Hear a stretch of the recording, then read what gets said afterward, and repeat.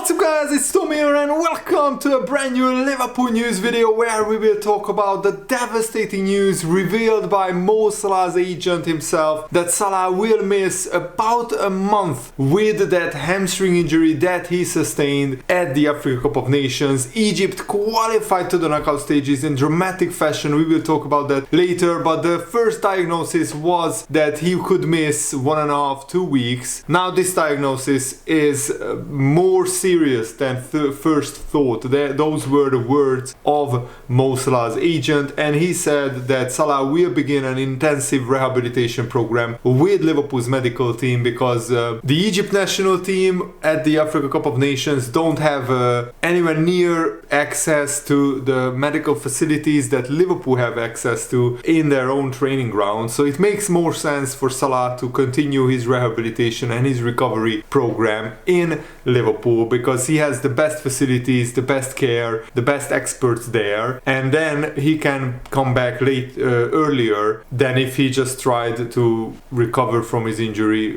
in the Africa Cup of Nations tournament or during the Africa Cup of Nations tournament. And also Liverpool's released a big statement, but first let me know your thoughts down below in the comments. Do you think Liverpool can navigate this period? Because without Salah, with success, because we play Chelsea and Arsenal back to back in the Premier League, and now it's pretty much confirmed that Salah will miss those games and he will be back in the middle of the February period. So let's look at Liverpool's fixtures first, and Liverpool of course play the big League Cup semi-final second leg against Fulham tomorrow, but we play Norwich, then Chelsea, then Arsenal, and we play Burnley, and then we go to Brentford on February the 17th, and that's the game that Salah will be probably targeting.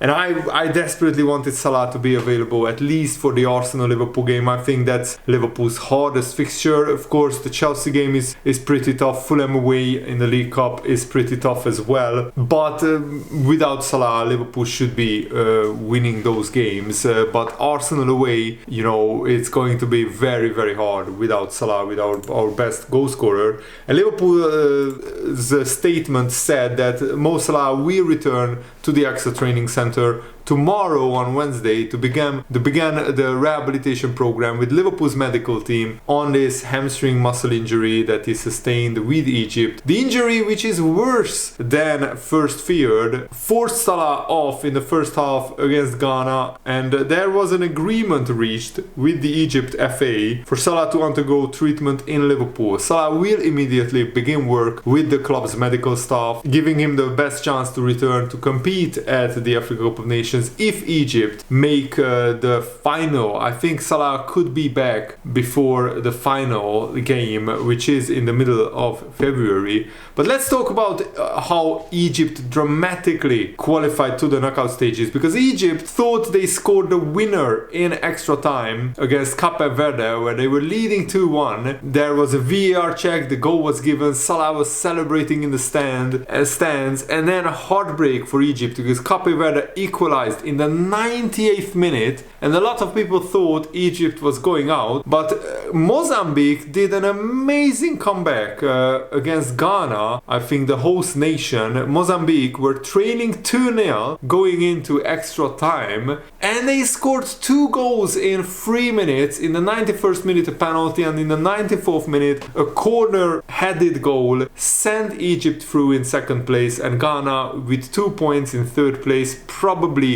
will crush out. I think 4 of the best third place teams go through, but with 2 points you are not likely to qualify as one of the best third place teams, that's for sure. And Liverpool just keep on updating us with great injury news. It looks like Curtis Jones, who also appeared to pull his hamstring in the Bournemouth game, he said that Jurgen Klopp said that Curtis Jones' substitution was just a precaution, and today it was revealed that Curtis Jones was not indeed injured against Bournemouth, so he's ready to face Fulham, and that's really really crucial because Curtis Jones was one of our most informed midfielders in the absence of Dominic Szoboszlai. And what is is really cool is that Andy Robertson is fit to face Fulham tomorrow. What a brilliant recovery from a dislocated shoulder injury, and I think Andy Robertson could be even in line to start against Fulham, because shoulder injuries are not like usual injuries. He can still do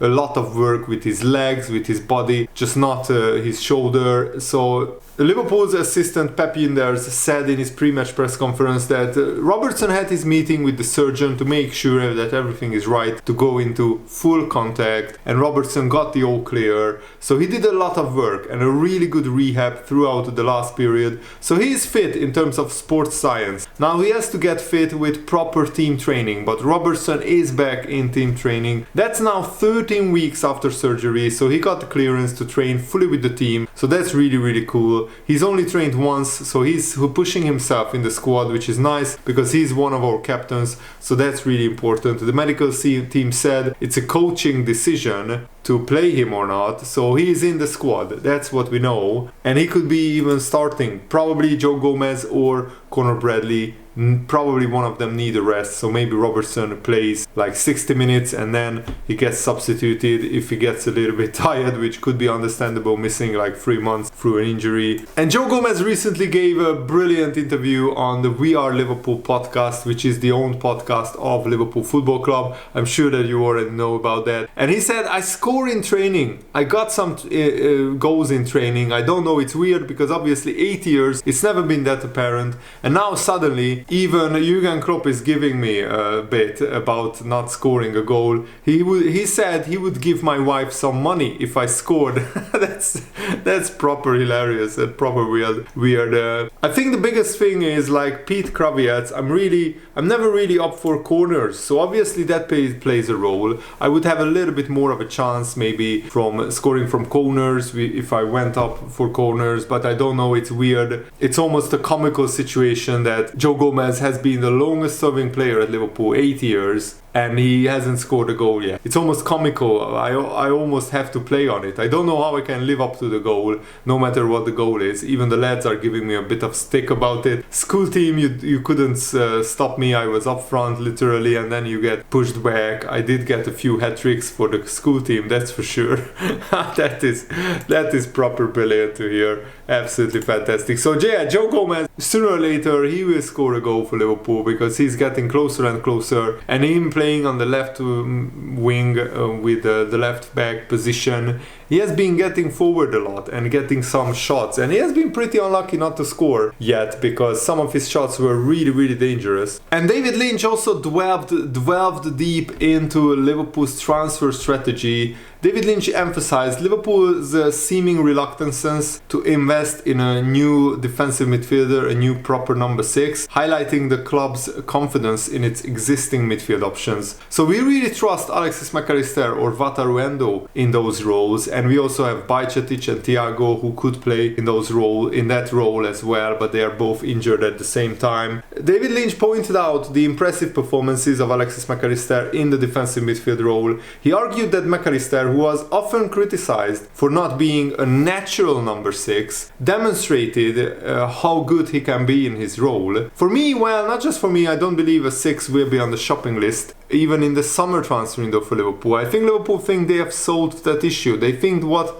they've got is good enough, and I tend to agree with that view. Lynch praised the control Liverpool exhibited in the midfield during their recent matches. He specifically noted the dominance in possession and the ability to win midfield battles. David Lynch observed, I thought Liverpool looked really controlled. They were dominating possession, they were winning it in good areas, they were winning the midfield battle completely. Liverpool currently are focusing on harnessing the talent that they already possess. We have, of course, Calvin Ramsey, who was recalled back from loan at Preston. He's going back out on loan. We have Conor Bradley, who is now playing regularly for Liverpool. We have Bobby Clark, who we could develop as well. So Liverpool already possess a lot of talent in midfield. Bajcetic is yet to come back from his long injury. That's what Liverpool are focusing on instead of signing new players in the defensive midfield area. This approach aligns with Liverpool's recent success and their confidence in their development strategies. I mean, recently there was a game, maybe against Fulham in the League Cup semi-final, where Liverpool had 10 players from the youth academy either starting or on the bench, which is an absolutely phenomenal number. And we already have Trent Alexander-Arnold, Curtis Jones, Harvey Elliott, who came through the Liverpool ranks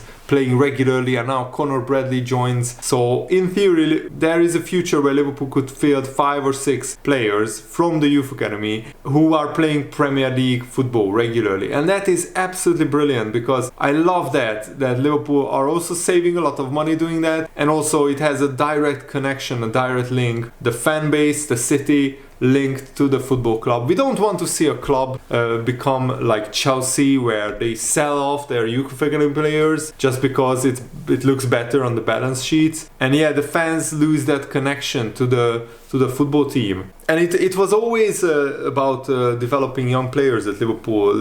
We always had 1 or 2 youth academy players, either in the starting 11 or on the bench or in the squad. We always had that connection. So at least how long I'm supporting Liverpool, since 2001, we always had 1 or 2 guys in the squad from the youth academy, and that's how it should be. I think now Liverpool are getting into another great era of youth academy players coming through at Liverpool, which is really, really exciting. And Joe Gomez even said that there were times in his Liverpool career where he almost left Liverpool, either on loan or as a permanent transfer. Thank goodness that didn't happen, because Joe Gomez is now well behind his injury nightmares. He had 2 very serious injuries, and he's still a pretty young player, like 25, 26 years old. And Joe Gomez said, in the 8 or 9 years that I was at Liverpool, it was never going to be plain sailing the whole time. This is a huge club with fierce competition for every place in the team. I've had periods where it was like, is it time to leave Liverpool? I was close to going on loan a couple of times. I told Virgil, if you would have come in the summer of 2017, I would have been off. The ship would have sailed and I probably would have gone on loan. And yeah, sometimes it's really difficult to recover from that. When you are out on loan, you are out of sight, out of mind for the Liverpool fans, for the manager, and then maybe you get sold after a successful loan period. But stuff like that happens for a reason, Joe Gomez continued. And for me to come back from my injury, to feel better physically and mentally, to put the work in and have the guidance to be a better athlete on paper, to get that reassurance and to play and earn another contract, it was a very important moment for me. And Joe Gomez now is very settled at Liverpool, and I really hope that he stays at Liverpool throughout his whole career, because we signed him as a very, very young player 8 years ago from Charlton, and he has been almost like a youth academy player. Even though he didn't come up through the youth academy at Liverpool, we signed him when he was so young that he has this really, really great connection with the fan base, and also he has been through many, many brilliant teams throughout at Liverpool, and he has won everything there is to win in club football, and hopefully he can collect a lot more trophies and titles at Liverpool. Paul Merson also said that there is a 5-day period where Liverpool could get hurt in the title race. He said, I won't say Liverpool are title favorites. Man City can just churn and churn out wins. They can go 10 games in a row winning. Look at them now. They have won 8 of their last 9 matches out of all competitions. Their squad is just too big. They have had either Erling Haaland or Kevin De Bruyne out since the start of the season, and they are still up there, very close to Liverpool. The difference between Man City, Liverpool and Arsenal is Man City can go for 10 wins in a row and nobody will pay any attention to it. If Liverpool Arsenal do it, it's a big thing. It could all be over for Liverpool in the title race in 1 week. They play Chelsea at home. You have no idea which Chelsea is going to turn up. They can play